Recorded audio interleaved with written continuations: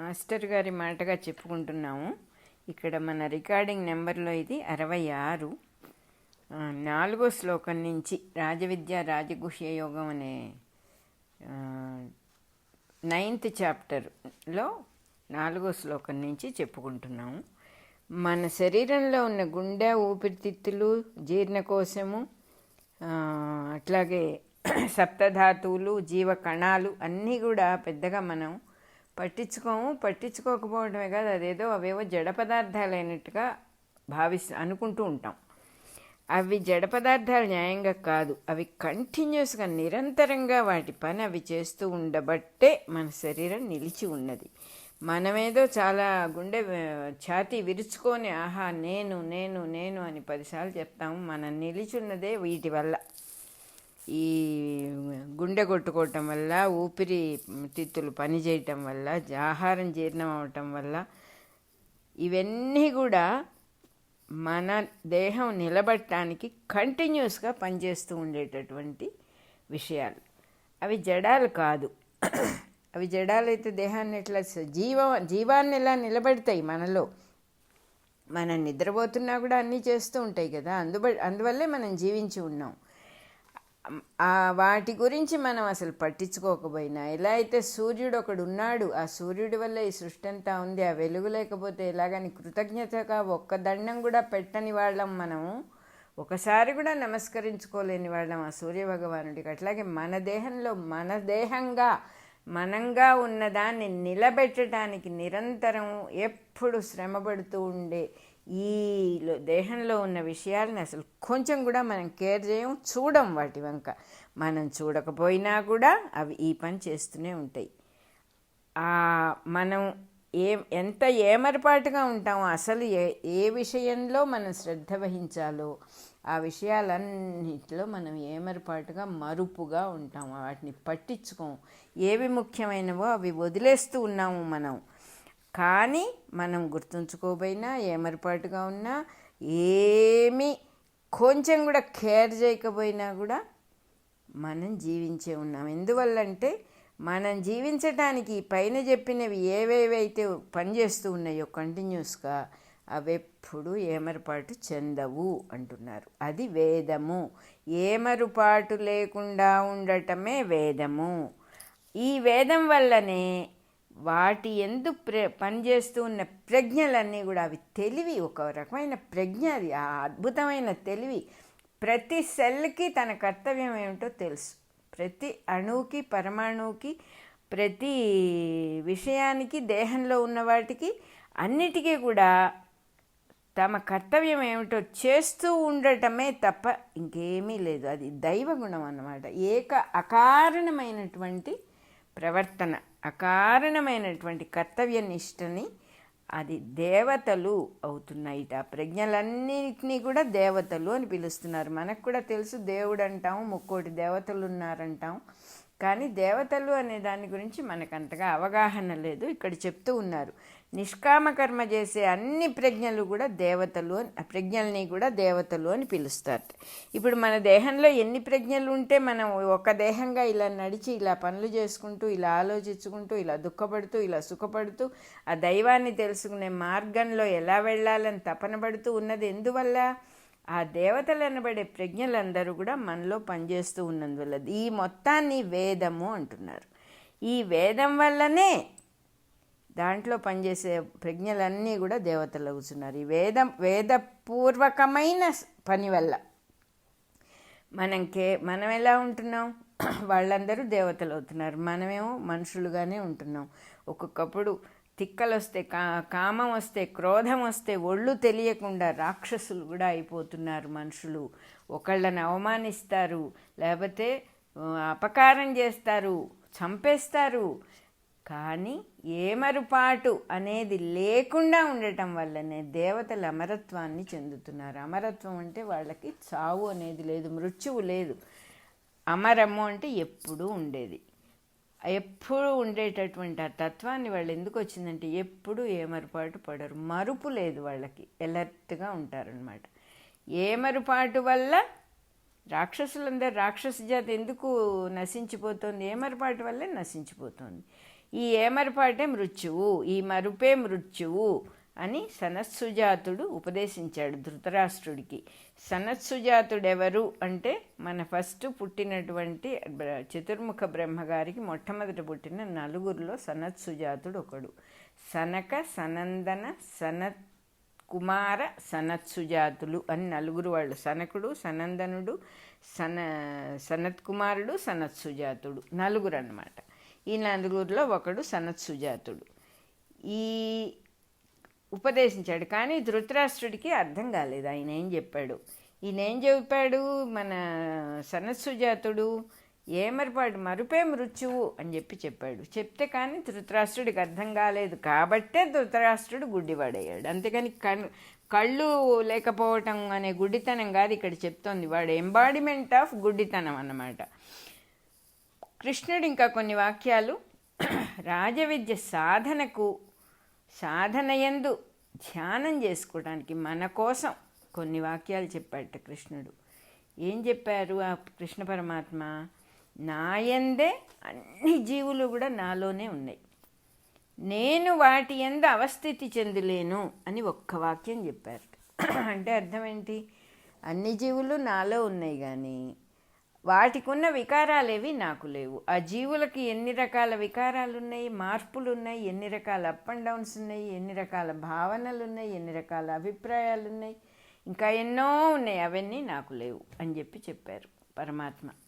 అంటే అర్థం ఏంటి? అసలు సరిగా దీన్ని అర్థం చేసుకోకపోతే మనకి మరి విషయం అర్థం కాదు కదా. ఇంత పరమాత్మ దగ్గర నుంచి డైరెక్ట్గా వచ్చిన వాక్యం మనకి ఎట్లా అర్థం అవ్వాలి? అది కూడా ఏం చెబుతున్నారు?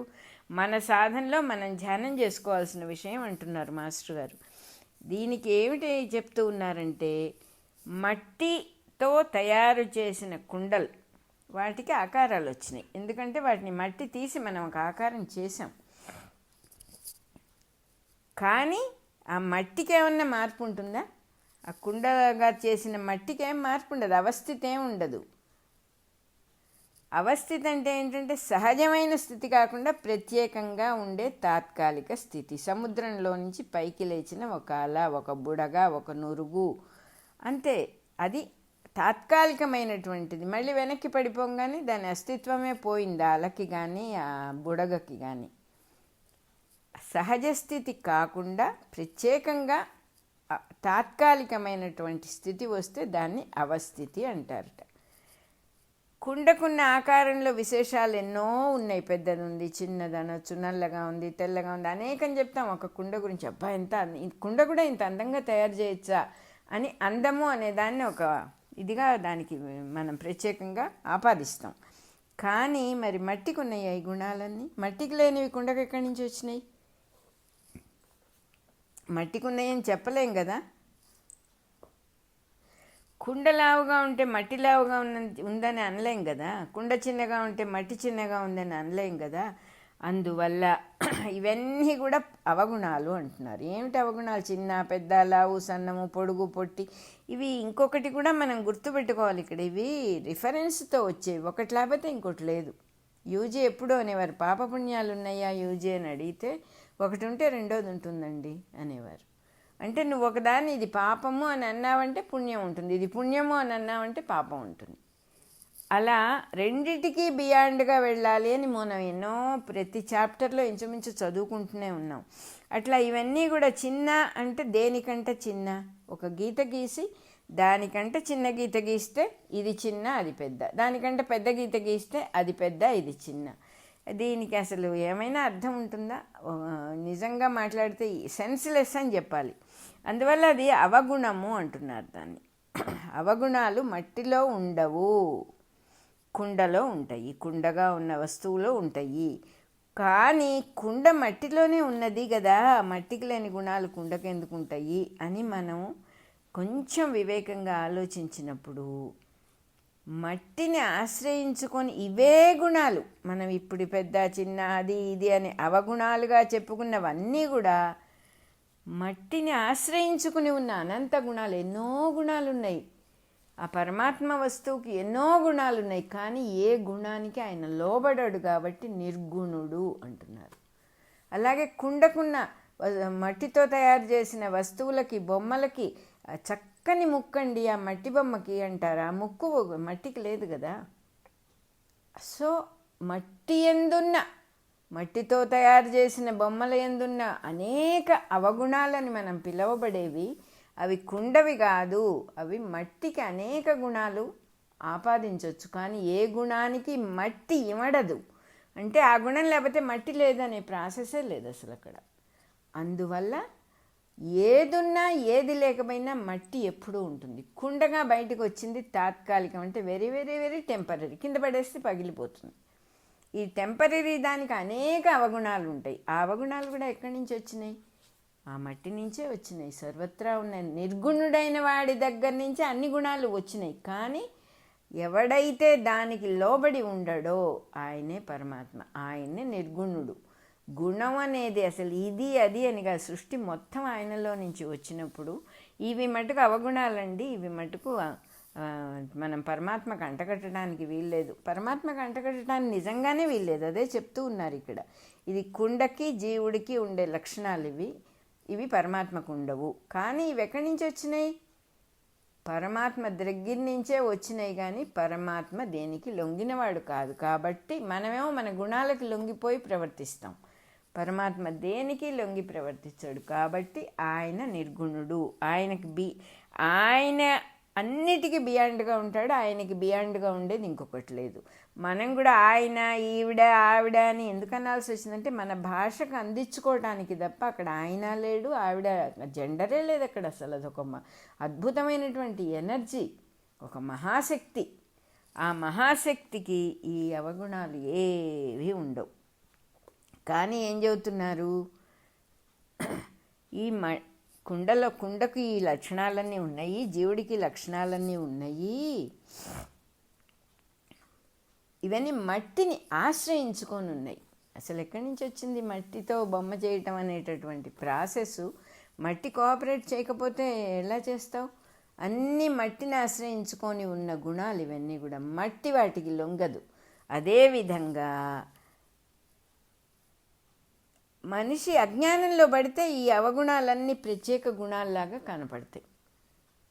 అబ్బా వాడట్లా, వీడిట్లా, ఆ బొమ్మ ఇట్లా, ఈ బొమ్మ ఇట్లా అనేక మాట్లాడుకుంటాం. భ్రమ గొలుపుతాయిట. ప్రత్యేక గుణాల్లాగా కనపడే అవగుణాలన్నీ భ్రమ గొలుపుతాయి. అదే రకంగా మనుషులకి కామక్రోధాలు మొదలైన గుణాలు ఆత్మకు ఉండవు. ఆత్మవస్తువుకి గుణాలన్నీ ఉండవు. కానీ మనుషులకు ఎన్నో గుణాలు ఉన్నాయి కదా. ఆత్మ పరమాత్మ యందు అభేద భావం వహించి ఉన్నది. మనలో ఆత్మగా ఉన్న వస్తువు, మనంగా ఉన్న వస్తువు అభేదం పరమాత్మతో. పరమాత్మ యందు మాత్రం ఆ పరమాత్మలోనే అందరు జీవులు ఉన్నారు అనేది తెలుసుకున్నప్పుడు, తెలుసుకొని మర్చిపోకుండా ఉన్నప్పుడు, ఏమరపాటు లేకుండా ఉన్నప్పుడు కామము, క్రోధం అట్లాంటి గుణాలు అసలు ఉండవు. ఎందుకంటే అంతా సర్వత్రా ఒకటే వస్తువు అని తెలిసినప్పుడు ఎవరి మీద వస్తుంది కోపం? వేరేవాడు ఉంటే కదా కోపం వచ్చేది.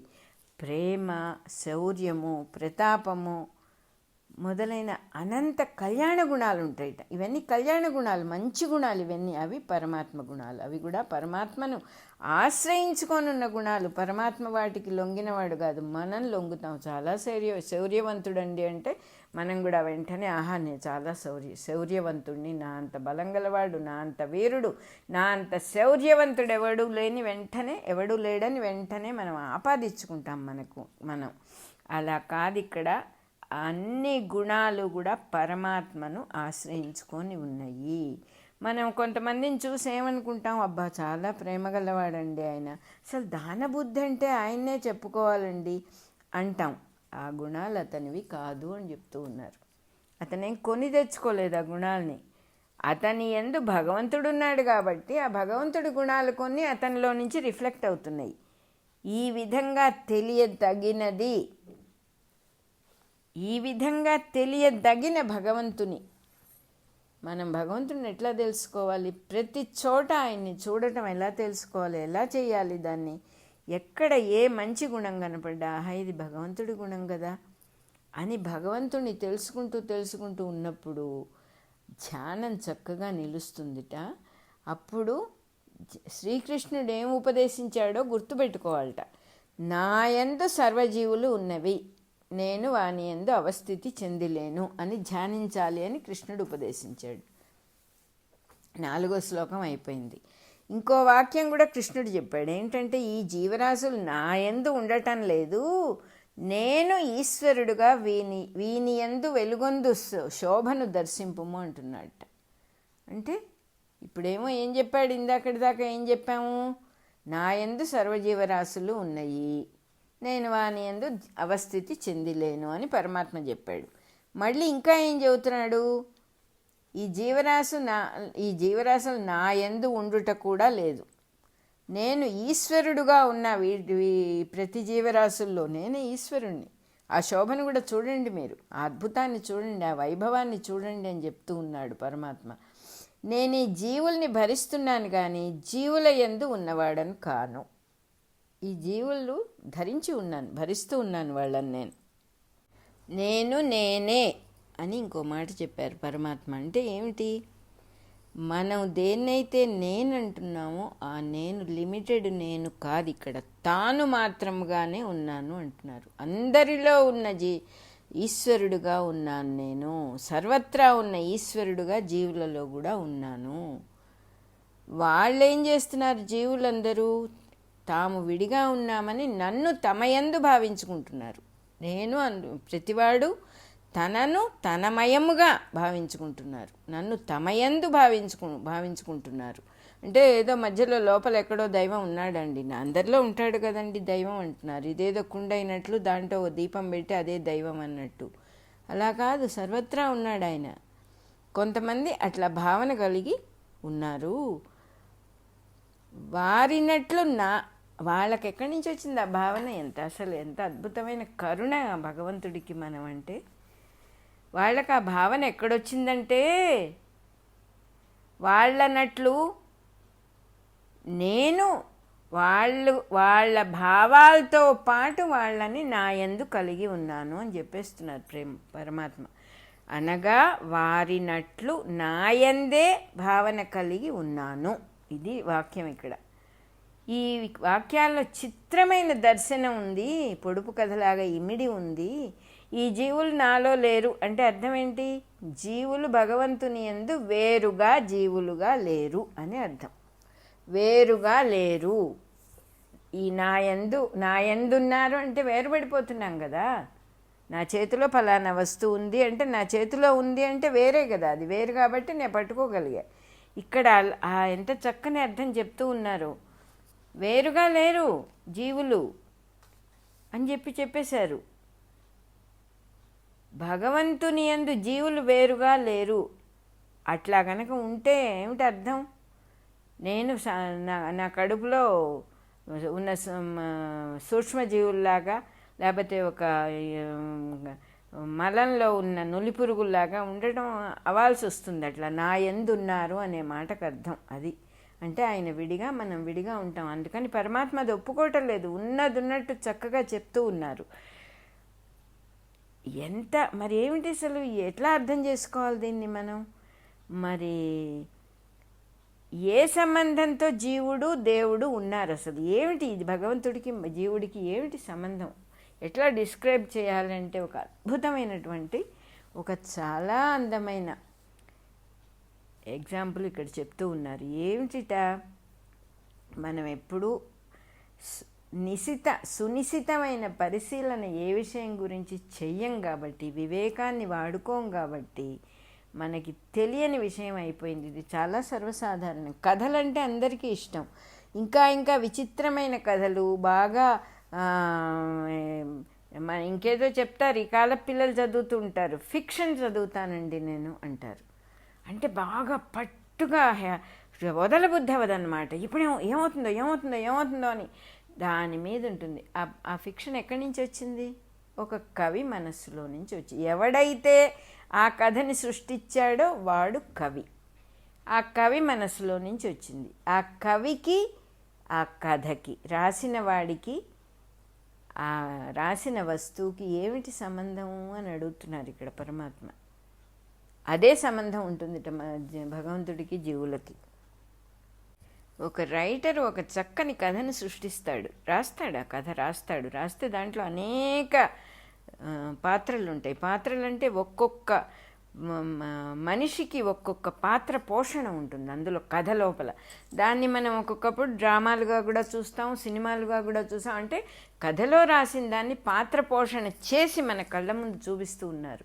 ఎక్కడి నుంచి వచ్చింది? ఒక్కొక్క పాత్రకి, ఒక్కొక్క వ్యక్తికి ఆ కథలో ఒక్కొక్క స్వభావం, ఒక్కొక్క బిహేవియర్ ఎక్కడి నుంచి వచ్చింది న్యాయంగా? ఆ కథ రాసిన వాడిలో నుంచి వచ్చిందనాలా, లేదండి వాడు వేరు వీళ్ళు వేరు అనాలా మనం? అదిట ఆ భగవంతుడి కథలో మనమందరం ఇమిడి ఉన్నాం. ఆయనే రిఫ్లెక్ట్ అవుతాడు. ఒక కథలో ఆథర్ రిఫ్లెక్ట్ అవుతాడు. చాలా న్యాచురల్ అది. ఒక కథలో ఉన్న ప్రతి రోల్ ప్లేలో ఆథరే రిఫ్లెక్ట్ అవుతాడు. ఎందుకంటే వాడిని వదిలితే కథ లేదు అసలు. అలా చెప్తూ ఉన్నారు. అదిట మనకి దైవానికి ఉన్న సంబంధం అది అని చెబుతున్నారు. ఆ రాసిన వాడికి ఆ కథలో ఉన్న పాత్రలకి ఏ సంబంధం ఉన్నదో, పాత్రలు అంటే గిన్నెలు కాదు, ప్లీజ్ అండర్స్టాండ్. పాత్ర పోషణ అంటామంటే రోల్ ప్లే అన్నమాట. ఈ రోల్ ప్లే అంతా ఎక్కడి నుంచి వచ్చింది? ఎవరు?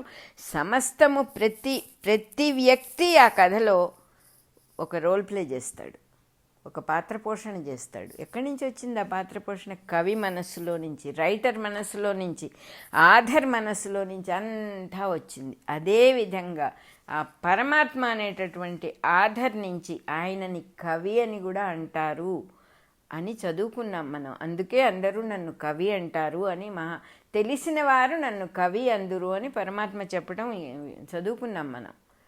ఆయనే కవి, ఆయనే ఆథరు సమస్తానికి. ఆయన ఆథర్ అయినప్పుడు ఆయన కాకుండా వేరే వాళ్ళు ఎట్లా రిఫ్లెక్ట్ అవుతారు? అసలు మనకి ఎక్కడి నుంచి వచ్చింది? భగవంతుడు అంటే సర్వత్రా ఉంటాడండి, అంతటా ఉండేవాడే కదండి భగవంతుడు. అలాగే నీళ్ళల్లో మునిగిపోతున్నా దేవుణ్ణి తలుచుకుంటాం, కొండ మించి పడిపోతున్నా నాయన రక్షించు అంటాం, గాలిలో విమానానికి ఏమన్నా ప్రమాదం అయితే భగవంతుడిని తలుచుకుంటాం. వస్తాడా? ఎక్కడంటే అక్కడ లేనివాడైతే రాగలుగుతాడా? సర్వత్రా ఉన్నవాడని అందరికీ తెలుసు. ఎట్లా సర్వత్రా ఉన్నాడని మనం ఎప్పుడు దాన్ని గురించి వివేకంతో ఆలోచించాల.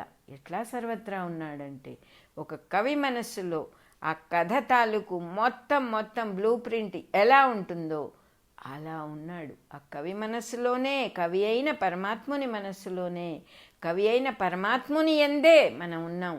అది సపరేట్గా లేము, ఆయనలోనే ఒకటిగానే ఉన్నాం. ఒక సీడ్లో చెట్టు మొత్తం ఇమిడి ఉన్నది అని మనకి కూడా తెలుసు, కానీ దాన్ని మనం గమనించకుండా బతకటం మనకు అలవాటు. ఒక గింజలో మొత్తం ఉన్నదా? భారత వటవృక్షము మర్రి గింజలో దాక్కొని ఉన్నదా? వటవృక్షం అంటే పెద్ద బ్యానియన్ ట్రీ, ఎంత పెద్దదిగా వెళ్ళిపోతుంది, మైల్స్ టుగెదర్ ఎక్స్పాండ్ అవ్వగలదు. అది ఊడలు కిందకి దించుకుంటూ నిలబడిపోతుంది అట్లా. అది ఆ మర్రి చెట్టు యొక్క గింజ ఎంత ఉంటుందో మనకెవరికి ఊహ కూడా తెలియదు. ఎందుకంటే ఈ కాలంలో ఆ ఇంట్రెస్ట్ పోయి వేరే ఇంట్రెస్ట్ వచ్చింది కాబట్టి, మనం వేరే ప్రీఆక్యుపైడ్గా ఉన్నాం కాబట్టి మనకు తెలియదు. ఆ మర్రి గింజ ఒక కుంకుడు గింజ అంత ఉంటుంది. కుంకుడు గింజ అంటే అది కూడా తెలియకపోవచ్చు చాలామందికి. ఒక చిన్న మన గోళీల్లో చిన్న గోళీ అనేది ఈ మర్రి గింజకి 4 times ఉంటుంది. అంత సైజు చిన్నగా మర్రి గింజ ఉంటే ఆ మర్రి గింజ లోపల ఆవాల కంట సన్నగా ఉన్న గింజలు ఎన్నో ఉంటాయి. అంటే ప్రతి చిన్న ఆవగింజ కంట చిన్నగా ఉన్న మర్రి గింజ సీడ్లో మొత్తం చెట్టంతా ఎట్లా దాక్కొని ఉంటుంది? ఈ రోజుల్లో మనకి చక్కగా అర్థమవుతుంది. పూర్వకాలం వాళ్ళకి పాపం అది చూసి నమ్మి హాయిగా ఉండేవాళ్ళు వాళ్ళు. మనం ఇప్పుడు దాన్ని DNA అని పిలుస్తాం. ఎలా వచ్చిందో ఆ ఒక్క DNA కణానికి మొత్తం తెలివంతా ఎక్కడి నుంచి వచ్చింది? ఒక్క గింజలో, ఒక్క మర్రి గింజలో. అంటే భగవంతుడు తను ఎలా సృష్టించాడో తెలియాలంటే తానే సర్వత్రా రిఫ్లెక్ట్ అయి ఉన్నాడు. అనేక ఎగ్జాంపుల్స్ మనం చెప్పుకోవచ్చు. ఒక్క సూర్యుడి నుంచి అంత మొత్తం సృష్టికంతా వెలుగు ఎక్కడి నుంచి వస్తుంది? పాజిబులేనా అలా రావటం అనేది? అసలు కళ్ళకు కనపడుతోంది కదా. ఒక్క గింజలో నుంచి ఇంత మహావృక్షం ఎట్లా వచ్చింది? దాంట్లోపల దాక్కొని ఉన్నట్టే కదా, అవ్యక్తంగా కనపడకుండా ఉన్నట్టే కదా. శ్రీకృష్ణ పరమాత్మ పసివాడుగా ఉన్నప్పుడు కాలి బొటన వేలు నోట్లో పెట్టుకొని మర్రి ఆకు మీద ఆ మొత్తం ఎక్కడ సృష్టే లేనప్పుడు మొత్తం జలమయం అయినప్పుడు ఆయన మర్రి ఆకు మీద కాలి బొటన వేలు నోట్లో పెట్టుకొని ఆ మర్రాకు మీద తేలుతూ ఉన్నట్టు ఆ నీళ్ళల్లో. వటపత్ర సాయి అని మనం దండం పెట్టుకుంటాం. వటపత్ర సాయి బొమ్మలు ఇంట్లో పెట్టుకుంటాం. వటపత్ర సాయిలో లాకెట్స్ లాగా బంగారంతో చేసుకొని మెడలో వేసుకుంటాం. ఏమిటా వటపత్ర సాయికి మీనింగు? వటవృక్షమేమో అన్నిట్లోకి పెద్దదైనటువంటి వృక్షం, దాని గింజేమో అన్నిట్లోకి చిన్నదైనటువంటి గింజ. అట్లా ఏం చెబుతున్నాడు ఆ పరమాత్మ? నేను అన్నిట్లోకి పెద్దవాటికంటే పెద్దవాడిని, చిన్నవాటికంటే చిన్నవాడిని అని చెబుతున్నాడు. అనోరణీయాం మహతో మహీయాన్ అంటున్నాడు ఆయన. ఇంకా ఏం చెప్తున్నాడు? ఎందుకు కాలిబొట్టిన వేలు నోట్లో వేసుకోవటం ఏమిటి? అది పసివాళ్ళు అందరూ చాలామంది చేస్తారు. అది ఏమిటంటే అప్పుడు ఒక సర్కిల్, ఆ దేహంతో ఒక సర్కిల్ డెవలప్ అవుతుంది. సర్కిల్ అంటే ఏమిటి? గింజ. ఒక చక్కని గింజ మొత్తం సృష్టి అంతా తన లోపల పెట్టుకొని అన్ని నీళ్ళల్లో మునిగిపోయినా మీరేం వర్రీ అవ్వద్దు, నేను మళ్ళీ నాలో నుంచి సృష్టిని అంతా బయటికి తీసుకొస్తాను అని పరమాత్మ హాయిగా చిద్విలాసంగా నవ్వు మొహంతో ఆ నీళ్ళల్లో మర్యాకు మీద తేలుతున్నట్ట. ఎంత బాగుంటుందో అది. నాకు ఒక పాట గుర్తొస్తోంది ఇది చెప్పుకుంటూ ఉంటే. ఎంత బాగుంటుందో ఆ పాట. అర్థం ఎవరు రాశారో మనకు తెలియదు. మీరెవరు ఏమనుకోకపోతే నేను ఆ పాట పాడతాను. ఇక్కడ నాకు చాలా ఇష్టమైన పాట, అందువల్ల అది పాడాల్సి వస్తుంది.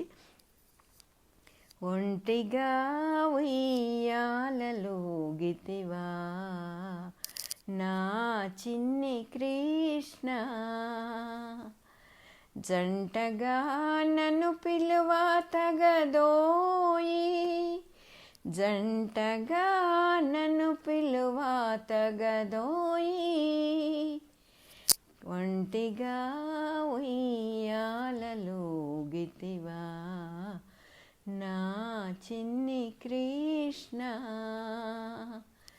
కంటికంతా జలమయం బై మింటి వరకును ఏకరాసే, కంటికంతా జలమయం బై మింటి వరకును ఏకరాసై, జంట దొరుకని మహాప్రళయపు వేళలో, జంట దొరుకని మహాప్రళయపు వేళలో, ఒంటిగా ఉయ్యాలలోగితివా నా చిన్ని కృష్ణ,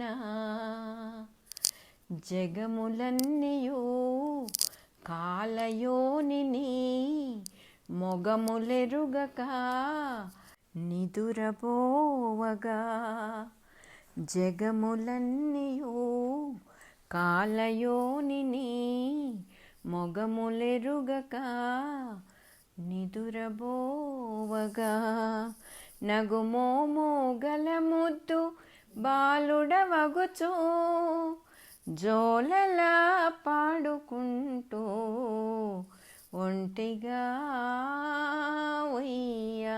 ఉయ్యాలలోగితివా నా ముద్దు కృష్ణ. ఈ పాట నాకు మా ఇంటి పెద్ద కోడలైన మల్లాది పార్వతి ద్వారా వచ్చింది. భగవంతుడే ఆ అమ్మాయి రూపంలో నాకు ఈ పాటనిచ్చాడని అనిపిస్తే ఎప్పుడు చాలా ఆనందిస్తాను. ఆ అమ్మాయిని తలుచుకుంటూ భగవంతుడి రూపం అని అనుకుంటూ దండం పెట్టుకుంటూ ఉంటాను. ఇక్కడ మనకి భగవద్గీతలో చెబుతూ ఉన్న విషయము, ఈ పాట రాసిన ఆధరు ఎక్కడి నుంచి వచ్చాడు? ఆయన ఆ పరమాత్మ స్వరూపమే. అది కూడా ఆ పాట నాకు అందించింది కూడా ఆ పరమాత్మ స్వరూపమే. ఎక్కడా వేరే ఏమీ లేదు, సర్వత్రా నేనే ఉన్నాను అని అనేక రకాలుగా భగవంతుడు మనకి చూపిస్తూ ఉన్నాడు. ఒక ఆధర్ మనస్సులో కథ ఎట్లా ఉంటుందో మీరందరూ, మీకు నాకు అదే సంబంధం అంటున్నాడు. ఎంత అద్భుతంగా ఉంది ఇది. దీన్ని తానే కవి అయ్యి కవి రూపం ధరించి రామాయణం, భారతం, వేదాలు, ఉపనిషత్తులన్నీ దర్శించేటటువంటి కార్యక్రమం ఎట్లా కుదురుతోంది, ఎలా జరుగుతోందంటే ఆ భగవంతుడి యందే జీవులు ఉన్నారు, విడిగా లేరు కాబట్టి, వేరుగా లేరు కాబట్టి. ప్రతి జీవి, ప్రతి మనిషి, జీవి అంటున్నారు, మనిషే కాదు, ప్రతి జీవి ఇట్టి ఈశ్వరత్వాన్నే ధ్యానం చెయ్యాలి. ఈశ్వరత్వం ఉన్నది, ఈశ్వరత్వమునే ధ్యానం చేయాలి, ఇటువంటి ఈశ్వరత్వమునే ధ్యానం చేయవలను అంటున్నారు. 5వ శ్లోకం అయిపోయింది ఇక్కడ. ఆకాశంలో వాయువు ఎట్లా ఉందో గమనించండి. ఇంకా కూడా మనం బాగా అర్థం చేసుకోవాలని చెప్పి మనకి భగవంతుడిలో మనం ఎట్లా ఉన్నాము అని ఇంకా చెబుతూ ఉన్నారు. ఆకాశంలో గాలి ఎట్లా ఉన్నది అసలు, అలాగే సర్వజీవులు నాలో ఆకాశంలో గాలి ఎట్లా ఉందో నాలో సర్వజీవులు ఉన్నారు అన్నాడు కృష్ణ పరమాత్మ. అంత మటుకు బాగానే ఉంది. కానీ ఇది మనం సరిగా అర్థం చేసుకోకపోతే ఇది ఊరికే చదువుకున్న విషయమే అవుతుంది, కానీ విద్య కాదు అంటున్నారు. విద్య అంటే అర్థం ఏంటంటే మనల్ని జ్ఞానం వైపు మరలించేది విద్య, అజ్ఞానం వైపు కాదు. జ్ఞానం వైపు మరలించేది విద్య కాబట్టి ఇది ఉట్టి చదువు అవుతోంది మనకి. ఏమిటి చదువుకుంటున్నాం భగవద్గీతలో? ఏమని చదువుకుంటున్నాం? ఆకాశంలో గాలి ఉన్నట్టుగా దేవుడిలో మనం ఉన్నామండి అంటే అవదు. తెలుసుకోవాలి అసలు విషయాన్ని. విషయం తెలిసిన వాళ్ళేమో తెలియని వాళ్ళలాగా ప్రవర్తిస్తున్నారు కొంతమంది, తెలియని వాళ్ళేమో కొంతమంది దేవుడిలాగా ప్రేమస్వరూపులై జీవిస్తూ ఉన్నారు వాళ్ళు. తెలియని వాళ్ళు కూడా ఆ దేవుడి అనుగ్రహం వల్ల వాళ్ళు ప్రేమస్వరూపులై లోకానికి ప్రేమని పంచిపెడుతూ జీవిస్తున్నారు. కాబట్టి ఊరికే తెలుసుకుంటే ప్రయోజనం లేదు. ప్రయోజనం లేనిది చదువు అవుతుంది కానీ విద్య కాదు అని మళ్ళీ ఇంకోసారి నొక్కి చెప్పారనమాట. ఈ మంత్రంలో గ్రహించాల్సిన బ్రహ్మ విద్య లేదు, ఆచరించాల్సింది ఉంది అంటున్నారు.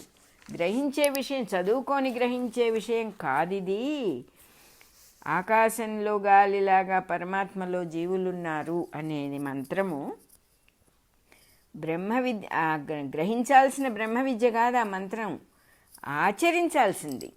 ఎట్లా ఆచరిస్తాం మనం? ఆకాశంలో గాలి సర్వత్రా ఇమిడి ఉంటుంది, ఓకే. అట్లాగే జీవులు తన యందు ఇమిడి ఉన్నారు అన్నారు పరమాత్మ. అంటే అది ఎంత అద్భుతమైన మనకి ఇక్కడ ఇది ఇస్తున్నారో మనం అలా అనుకోవాలట.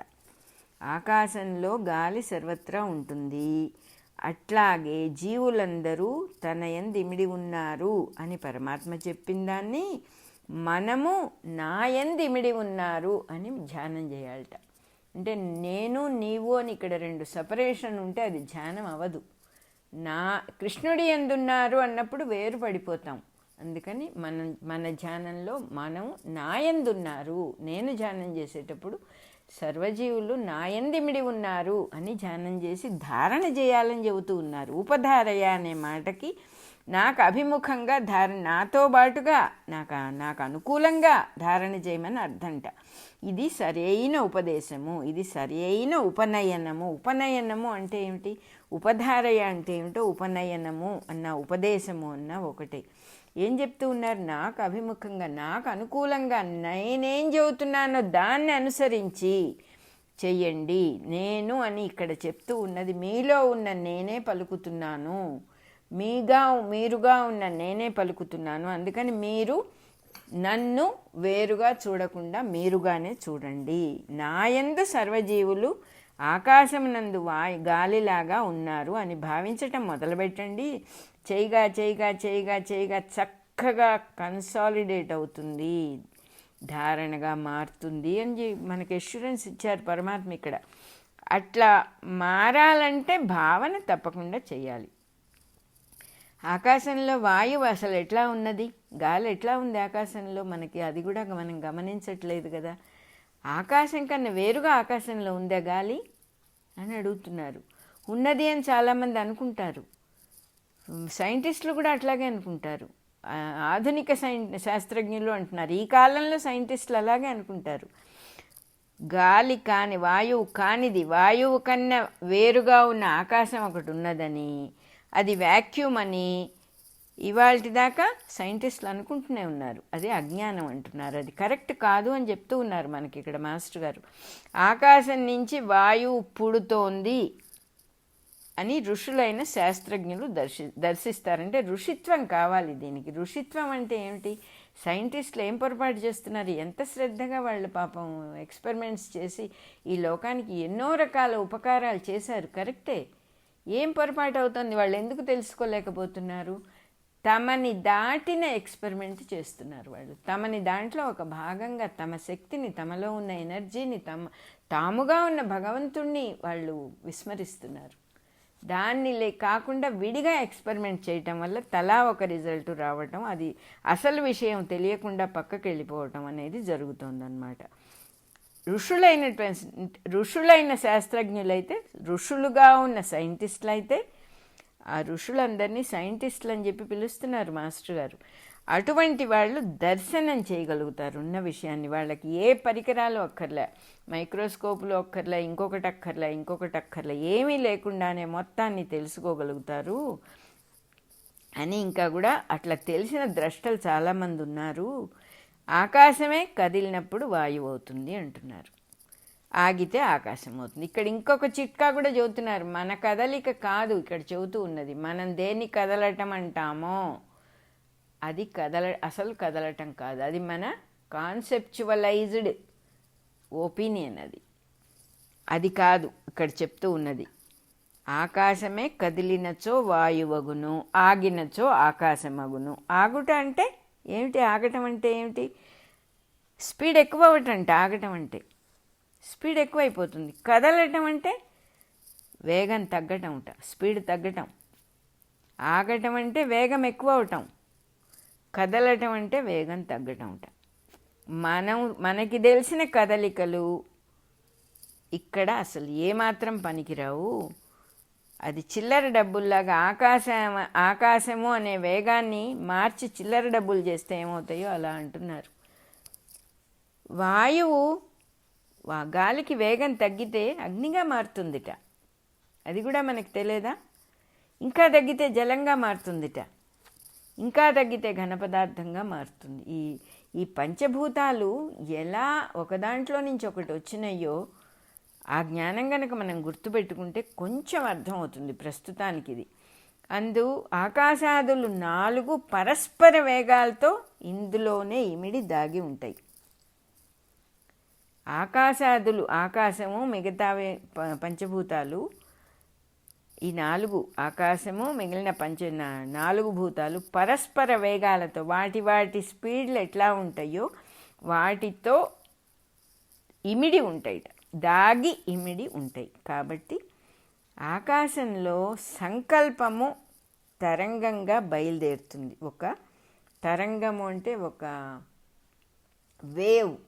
ఆకాశంలో మనం కూడా సౌండ్ వేవ్ అంటాం కదా, అలా ఒక వేవ్ లాగా బయలుదేరుతుంది. బయలుదేరినప్పుడు అదే గాలిగా మారుతుంది, అదే ద్రవ్యంగా కూడా మారుతుంది, ద్రవము అవుతుంది, ఘన పరిమాణం అవుతుంది, అంతా అదే అవుతుంది. ఈ తరంగముల చాప వంటి అల్లికలు మనకి తెలిసిన మనం ఎరిగిన పరమాణువులు అంటున్నారు. మనకి పరమాణువులు తెలుసు కదా, యాటంలన్నీ బాగా తెలుసుకునేటట్టుగా ఆధునిక సైంటిస్టులు మనకి చేశారు కదా, యాటం అంటే ఏమిటో తెలుసు మనకి. అవి కాబట్టి ఈ తరంగముల అల్లికలు, చాప వంటి అల్లికలు మనం ఎరిగిన పరమాణువులు అంటున్నారు.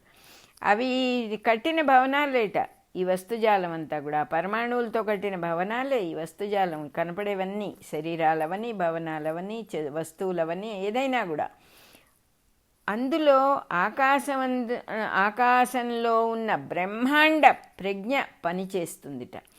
అప్పుడు ఆ పేర్పుల్లో బ్రహ్మాండ ప్రజ్ఞ పనిచేసినప్పుడు జీవులు అని పిలుస్తారట వాళ్ళని.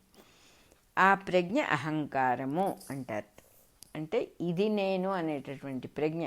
అది మెలకు వచ్చినప్పుడు, ఆ ప్రజ్ఞ మేలుకున్నప్పుడు వాటిని పదార్థాలు, ద్రవ్యాలు అని పిలవాల్సి వస్తుంది. ఈ విధంగా అణువు మొదలు బ్రహ్మాండం వరకు సృష్టి చాపల అల్లికలుగా ఆకాశంలో ఇమిడి ఉంది.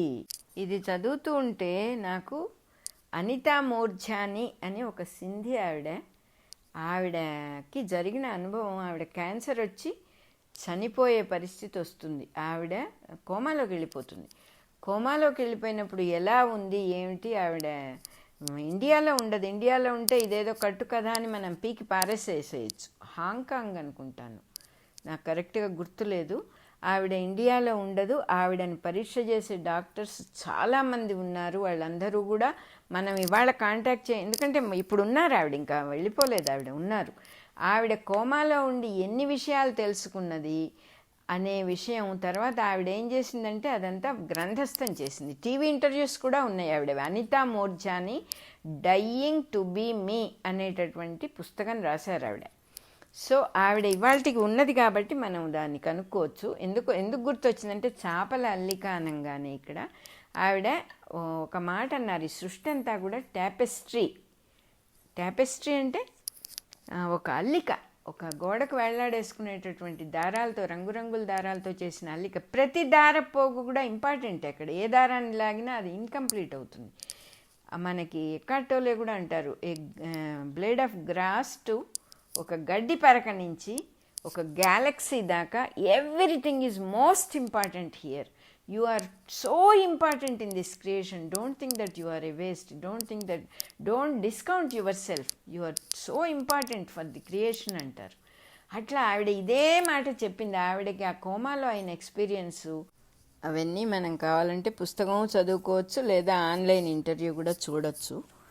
ఎందుకో గుర్తుకొచ్చారు ఆవిడ అది. భగవంతుడు అనేక రకాలుగా ఇవి విప్పి చెప్పడానికి అనేక మంది సహాయం చేస్తున్నారు మనకి అనడానికి ఎట్లాంటి సందేహం లేదు. ఈ మెలకువ అనే స్థితి, బ్రహ్మాండ ప్రజ్ఞకి మెలకువ అనే స్థితి లేనప్పుడు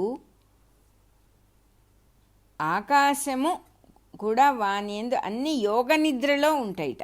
అప్పుడు వాటి అస్తిత్వం వేరువేరుగా అస్తిత్వంలో ఉంటాయి. అవి అంతకంట తక్కువ మేల్కొని ఉన్నప్పుడు జీవులు కాకుండా వస్తువులుగా ఉంటాయి.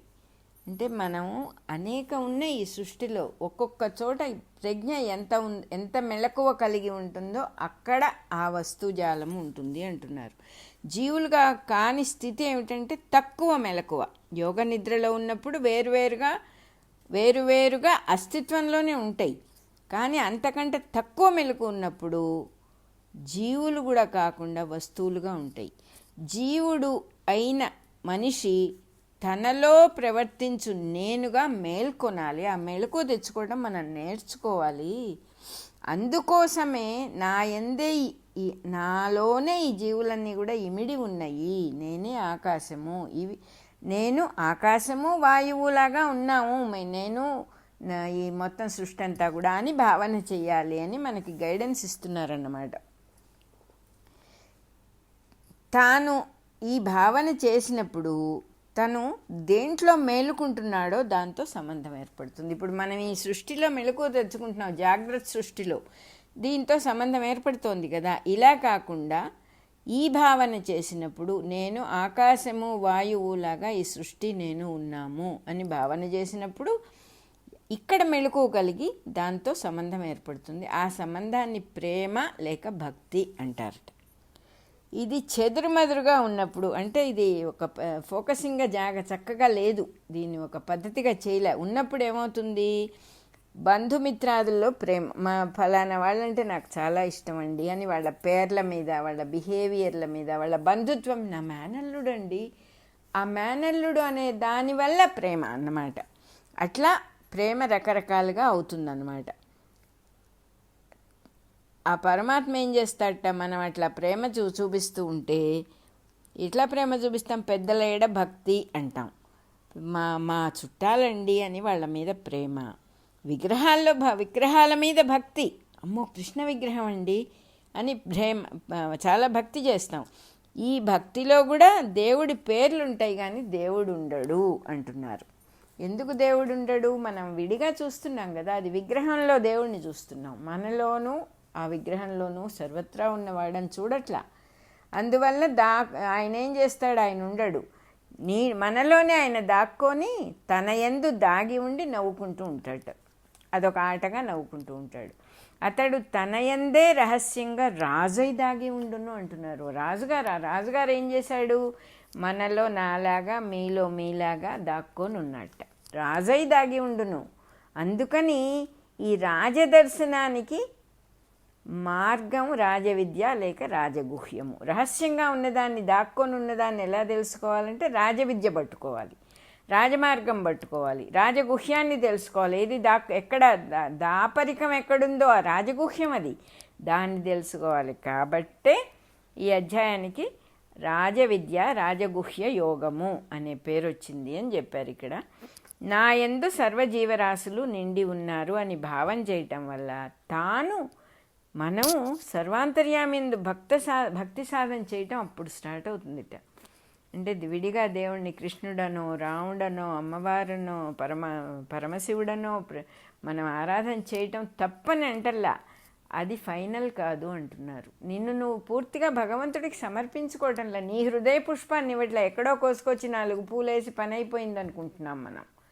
అలా కాదు, నిన్ను నువ్వు సమర్పించుకొని ఉన్నప్పుడు, నువ్వు కూడా ఆయనలో భాగమే అని తెలుసుకున్నప్పుడు ఏమవుతుంది, ఆయన ఎందున్న జీవులు నీ యందు కూడా ఉంటారు కదా, మన యందు కూడా ఉంటారు కదా. ఆ భావన చేస్తూ ఉంటే సర్వాంతర్యామి యందు భక్తి సాధన చేయటం అనేది, నా యందు సర్వజీవరాశులు నా యందే నిండి ఉన్నారు అనే భావం చేయటం వల్ల అంతటా ఉన్నటువంటి అంతర్యామి యందు భక్తి సాధన చేయటం అనేది అప్పుడు మొదలవుతుంది. బంధుప్రేమలు బంధువులలో ఉన్నవానిపై ప్రేమగా వికసిస్తాయి. బంధుత్వం వల్ల ప్రేమలు పోయి బంధువులలో ఉన్నవాడి యందు ప్రేమగా వికసిస్తాయిట. పెద్దల యందు భక్తి పెద్దలలో ఉన్నవానిపై భక్తిగా వికసిస్తుంది. పెద్దలే ఇంతకుముందు ఎందుకు భక్తి మనకి, వాళ్ళు పెద్దవాళ్ళండి, పెద్దవాళ్ళు కాబట్టి భక్తి ఇది వరకు.